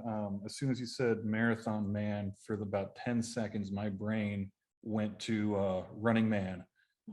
Right. Schwarzenegger, and I'm sitting there like totally the same thing. Yeah, I'm puzzled. I'm like, You're All like, right, where is Adam going Yeah, with let's this? see. Tension. Oh my goodness, I'll never get over the tension. Fear of Richard Dawson. It's just always, and I think it's really cruel that you guys are not respecting that fear. It's a legitimate fear. Well, I hate to tell you this, but we actually have another surprise guest. Oh my! From the grave. Dug up Richard We Dawson. dug him up. I have smoochophobia, so I can't do it. Yeah. You know what is another one that gave me that same, it's not horror, but you get the same scrunched up guts feeling, the same tension of horror. Did any of you guys watch Little Fires Everywhere? Yeah. Recently? Yeah. No. Yeah. The white guilt nightmare of that show, like every time Reese Witherspoon says something, you're just like, oh fuck, like don't, like it's like you're getting stabbed. It's like the needles in Audition, you're just like, oh god, no, like it's so awful. And it seems like it's a new, obviously, like as the world changes and we learn about how fucked up things used to be, or how the shitty shit we did, you're just like, oh, that could have been me, or like if my mom did shit like that, or like it's just so painful. Obviously, as a privileged white person, it's a different kind of pain, Right. But it is the interesting thing that people are playing with now, where it's just like you can really zero in and like needle on the awful, uncomfortable nightmare. They obviously did it in Get Out, but like in that, watching that show, I was curled up in a ball more than once. Wow. With just like pure panic. Oh yeah. You know what did that to me this year, and it was horror, but I was like, this is social horror, and it was Them. The show on, oh god, it's an Amazon show, and Oh yeah, I'm blanking on the creator's name. That's the one with Alison Pill and oh god, Pat Healy, but it's the, what is it, 1950s Compton, when it was all white and like the one. Oh right. Oh yes, my god, yes. There's I have not seen it. There was literally an episode of that show where when it was over, we were like, I can't go back to it for, like what you were saying about Walking Dead 100. I couldn't go back to it for a couple of weeks after that. I was totally like, oh my god, this is, and then there's also a supernatural element. Nowhere's near as scary. Right. Nowhere's near. Right. It was insane, and it's just like, oh yeah, this was the way that the world was. But you know what? Isn't it great that now people are actually making stuff that has a social commentary so specifically, that is playing like fever dreams, that is playing like these nightmares, where we can actually look at it and recognize like, wow, we're terrible. Like Lovecraft. Lovecraft Country, absolutely. Even things like The Handmaid's Tale, which again, we're not dealing really with horror, it's dystopian. But there is something. I got to tell you, I've never been so thankful for somebody not allowing me to binge something. Like I was like, I can take one of these a week. Yeah. I can't take more than that. Right. And I would be tempted to do so if you spooned it out to me any quicker. But please don't, because I have to go and go like, oh God, no. Did all of you guys watch Handmaid's Tale? I did not.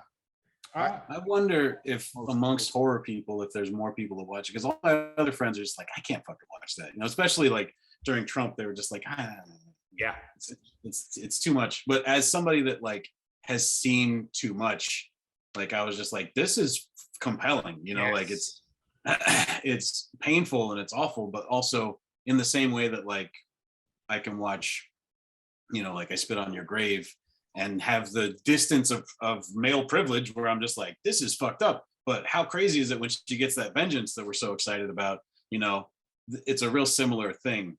But yeah, I wondered if maybe that was a horror guy thing where we could watch Handmaid's Tale. As a kid, that and 2000 Maniacs were the only two movies that made me nauseous. Yeah, I've never watched that either. I just can't do it. It's Cannibal Holocaust. I can't do that one. I did that once and it was a mistake. That turtle, I'll see it till I die. Yep. Serbian film. That I'll never see.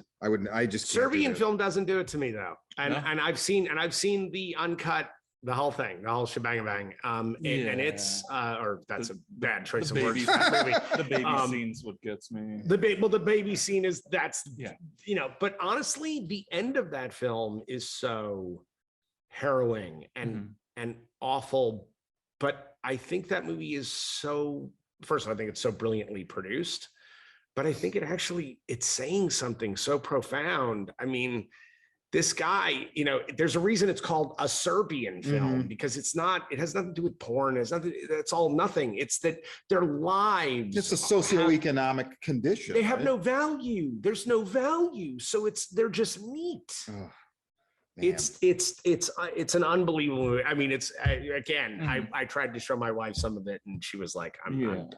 I mean, for me, it's one of those one and done. Yes. I've watched it once. Okay. I've seen it. I Yes. have no need to revisit this at any other time. But I agree with you. I think horror people can withstand some of that stuff a little. I think her souls are just deadened enough. Yeah. And and like I said, the male privilege of it, where Sure. you can just sort of stand back and be like, that would suck for them. But I gotta say, during the Trump years, it actually I found it to be this way for me to get even a little more angry, but more pointed in my anger. Yeah.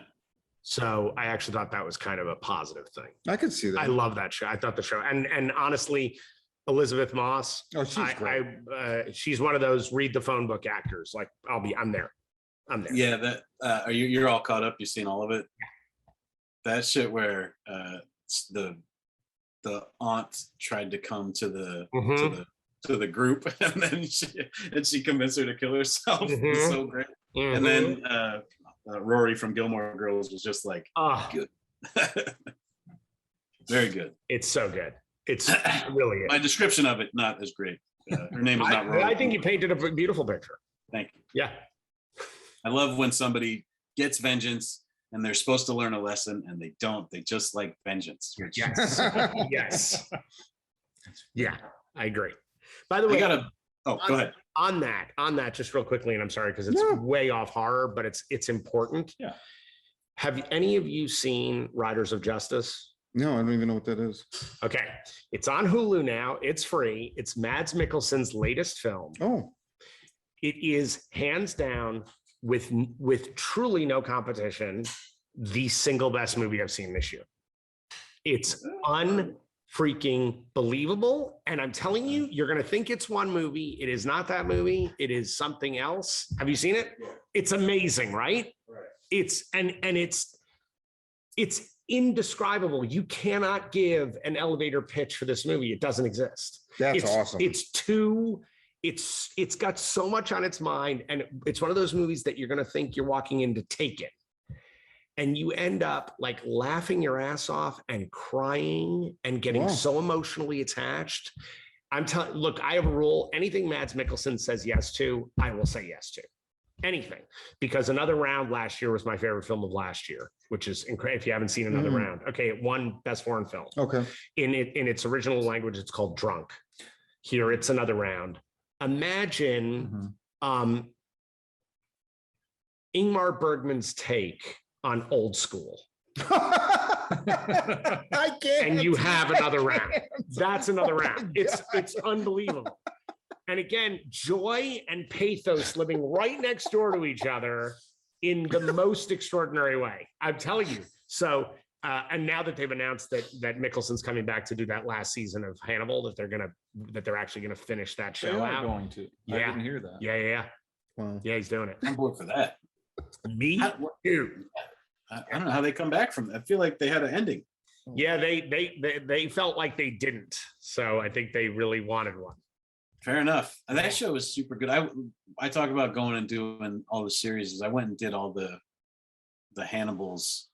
And that is really a series where there are two good movies. And then just a lot of silliness, and then that TV show. I was watching through Hannibal because I wanted to watch the Clarice thing, but I think that's gone already, and nobody liked it when it was on. Yeah. No, I worked on the first Silence of the Lambs when I was living in New York when I was a student at film school. And I worked for the company for R. Greenberg, who did all the digital effects, or what was at that time considered digital effect. And I like the titles and stuff too. Yeah. Those are so good. Hey, way to go. We thank you. We cut his blinks. That was the biggest job we had on the movie. So he just It was genius. It was actually the greatest lesson I had ever gotten in filmmaking up until that point.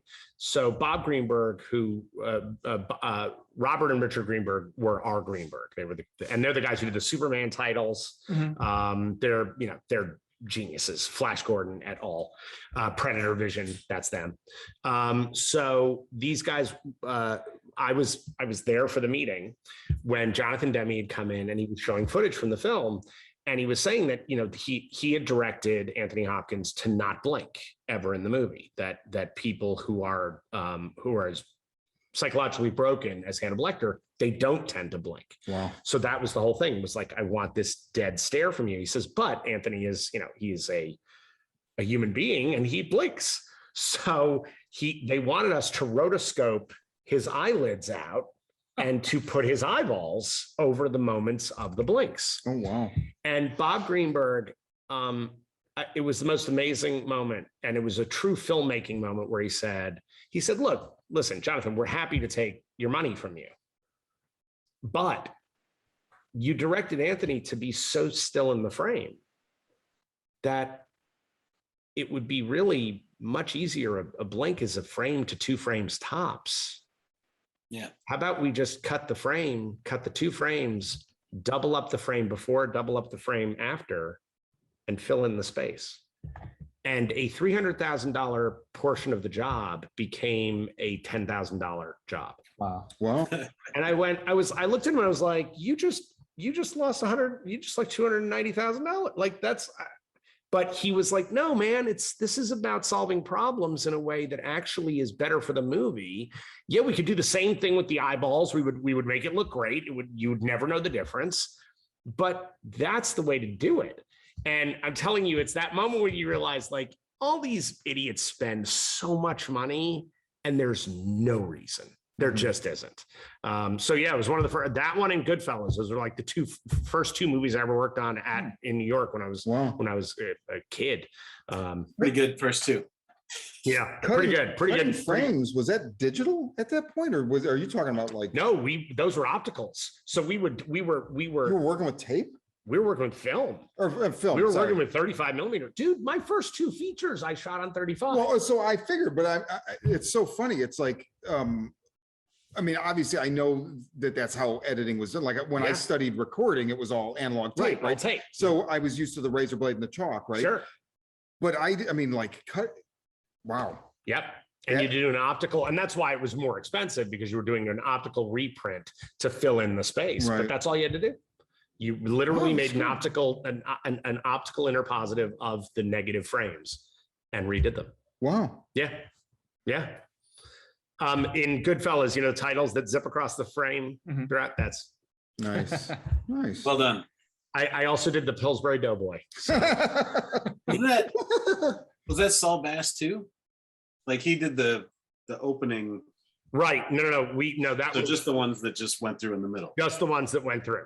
Yeah. Okay. Just those. Yeah. That was all Greenberg. So yeah. Neat.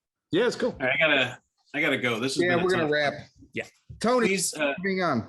Yeah, thanks for having me. Have me back anytime. Okay. I love to sit around and bullshit. This is great. Go to timeshoppercomic.com. Buy my stuff. I appreciate it. We will promote the link. I'm going tonight. Yeah. Oh, sweet. That'll be good. Yep. Well, then I've made one sale. I feel like I've done my work here. Thanks so much for having me, guys. This is great. Thank you, Tony. Thank you. Great talking to you. Later. Before we go, is there anything else you want to talk about? Well, beyond the fact that I'm going to be at Chiller at the end of the month, which is Chiller's where? Chiller's in New Jersey. Okay.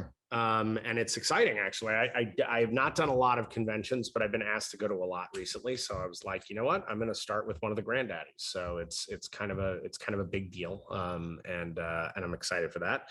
And look, Skeleton Crew, beyond doing the doc Hearts of Darkness, making the final Friday, which is still live on Indiegogo, which is amazing. Like they've kept us live this whole time, and people are still donating to the film, which is great now because we're just going into editorials, so we're gonna be chewing up a lot of that money in there. We actually got one of my closest friends since I was 14, a guy named Eric Beatner, who lives in El Segundo. Shockingly, lives in El Segundo. He is editing the film. He's been nominated for the Emmy 9 times for The Amazing Race. He's a brilliant editor. He's also this extraordinary noir fiction writer who's written like 25 books. He's amazing guy. So he came on board. He's going to be cutting the movies. That's very exciting for me. But Skeleton Crew, we've got 4 films we're making next year. Nice. We're going to be starting in Louisiana with a film that I'm directing that's called Dread. That is a thriller about 3 women who come down to New Orleans for a conference of college counselors who counsel women when they've been attacked. And these 3 women end up in this hotel, just staying for the conference, that is, they find out is a human trafficking ring. Oh, and when they find this out, the people who are running this alert outside forces that we have a problem. And people come for these women, and these women have to get the hell out of this building. Wow. And it's the night of them getting out. Oh, wow. What's great is that one of these 3 women that they've cornered, who is sort of really a mousy kind of wallflowerish sort of woman, there's a reason she's so quiet and so reserved, and they go after the wrong person. Oh, nice. So so it's kind of for me, it's like Raid Redemption meets Old Boy in this with a woman in that role. Nice. It's a really special movie. It's going to be the biggest budget I've ever worked with, so that's really exciting. Yeah. And so I'm doing that one at the beginning of the year. That's something that Deborah and I wrote. Deborah's actually playing an amazing role in the film that I will not give any of that away, but she's going to be doing some incredible work. And it's the Skeleton Crew team, so it's a lot of people from Secret Santa that are going to be there. Cool. Secret Santa is now available at Amazon and on Amazon Prime. We've got so much in the hopper right now. Good. There's so many movies, and we've got a new TV series as well. So good. There'll be a lot to talk about in the coming year. Yeah. Awesome. So it's cool. It's cool. We're doing a lot of stuff. Very cool. Yeah. Well, all right. I did have one more. Oh, yeah. Classic book to talk about. It would be this guy right here. That's awesome. It's Tops, right? Yeah. It is Tops. It is a very awesome 3-issue run. It's pretty cool. Of the official movie adaptation of Jason Goes to Hell, The Final Friday. Did any other Fridays have that treatment? No. I didn't think so. No. And honestly, it's because New Line's genius was their marketing section, and their marketing section dictated so much of what happened at New Line. And again, it's the house that Freddie built. So they knew how to embrace and love horror movies the way no other studio. I think Lionsgate's the only other place that's embraced it the same way. And what's amazing is the amount of time I spent at Tops in New York at the actual place, consulting on the comic and working with them. It's great because it's from the original, it's from the screenplay, not from the movie, because they didn't have the movie to look at when they were doing it. They had the script. So there's stuff in there that isn't in the movie. Oh, wow. There's stuff that like they did and nobody ever checked to make sure it was the same, which is kind of great. Yeah. I will say the art in the first issue is amazing. The art in the second 2 issues is not quite as amazing. Like they cheaped out a little bit on the second and third issue, but the first issue is beautiful. Like they did an incredible, and it had a glow in the dark cover. Oh, wow. Oh yeah. And at the same time they did that, they did a run of collecting cards. Yeah. So there are trading cards for Jason Goes to Hell. There's an Adam Marcus trading card that has my stats on the back and everything else. It's amazing. Yeah. I was 25 and I was like, I've arrived. You what? You know the cards? I said I just have the books. I don't have the cards. So unfortunately, the cards are big on doing that. Tops. Yeah, Tops baseball. That was it. Yeah. I have every single Star Wars card from when we were kids, like all of them in the plastic thing. Yeah. And so when suddenly they were like, yeah, we're doing trading cards, I was like, get out of town. What? We're doing what now? So I have one. My brother, who's one of the leads in the movie, he has his own trading card. That's I mean, awesome. it's pretty cool. You know, Yeah. it's cool stuff. Yeah. By the way, one thing that we didn't get to tee up, and this kind of goes to it. One of the things that we're talking about doing at the Comic Bug in the near future is we're going to start showing some classic horror films at the Comic Bug, and I'm going to end up doing a live commentary on the movies as they're projected. So we're gonna, so that's something that is coming down the line at the Comic Bug. So any of the the fans of the Comic Bug that are tuning in right now, Yeah, it's coming. that is a cool thing that I'm. That's really very excited cool. about. Absolutely. That's very cool. Definitely looking forward to that. Yeah, June is really incredibly supportive, as is the staff. Yeah. Oh, No, yeah. yes. So, well, okay, Adam, thank you. Deborah, thank pleasure. you. Skeleton Crew in general, and then June in the Comic Book, thank you. Woo! And yeah, Yeah. And So- thanks to Tony for Yeah, and thanks That to was Tony. Yeah, fantastic. time. That was fantastic. that was very cool. so sit in cool. here. So, okay, well, for Most Horrible Library, I'm Sean, I'm Chris. and we'll see you next time.